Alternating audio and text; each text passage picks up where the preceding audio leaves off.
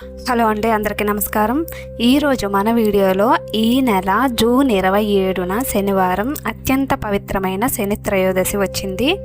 శని త్రయోదశి రోజున పరమేశ్వరుడిని, శనీశ్వరుని భక్తి శ్రద్ధలతో పూజించడం ఎంతో శుభప్రదమని పురాణాలు, ఆచార సంప్రదాయాలు చెబుతున్నాయి.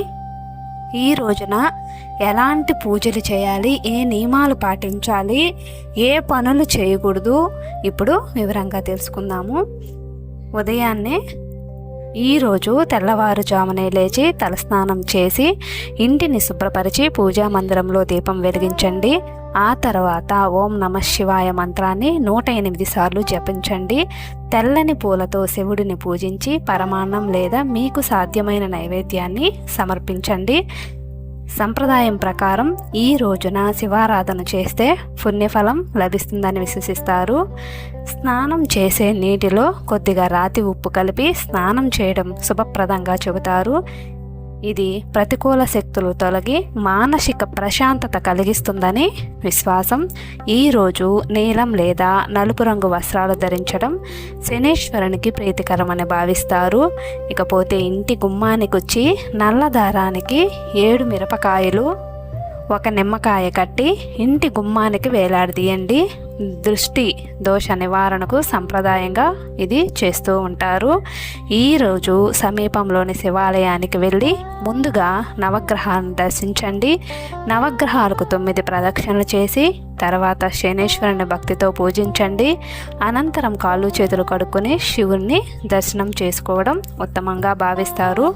శనీశ్వరుడికి నువ్వుల నూనెతో తైలాభిషేకం చేయడం ఎంతో విశిష్టమైనదిగా భావిస్తారు.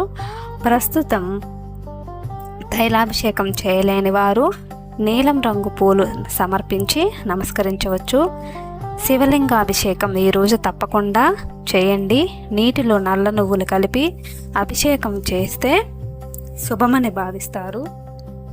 సాయంత్రం ప్రదోష కాలంలో శివారాధనకు ప్రత్యేక ప్రాధాన్యం ఉంది. చెరుకు రసంతో అభిషేకం చేస్తే అప్పులు బాధలు తొలగుతాయని, ఆవు పాలతో అభిషేకం చేస్తే ఐశ్వర్యం కలుగుతాయని సంప్రదాయ విశ్వాసం. తర్వాత నంది చెవిలో మీ కోరికలను చెప్పి నమస్కరించండి. ఈరోజు ముఖ్యంగా శనీశ్వరునికి వాహనమైనటువంటి కాకికి ఆహారం పెట్టండి. అందులో అన్నంలో కొద్దిగా నల్ల నువ్వులు కలిపి కాకికి ఆహారం పెడితే పితృదేవతల అనుగ్రహం లభిస్తుందని విశ్వసిస్తారు. శనివారం రోజున రావి చెట్టును పూజించడం విశేష ఫలితాన్ని ఇస్తుందని చెబుతారు.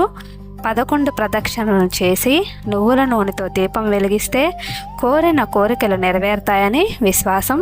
ఈరోజు ఇంట్లో లేదా ఆలయంలో శనిదీపం అనేది వెలిగించవచ్చు. ఈ శనిదీపాన్ని 2 మట్టి ప్రమిదల్లో నువ్వుల నూనె పోసి ఒక్కో దీపంలో 8 ఒత్తులను కలిపి వెలిగిస్తే శుభప్రదమని సంప్రదాయం చెబుతుంది.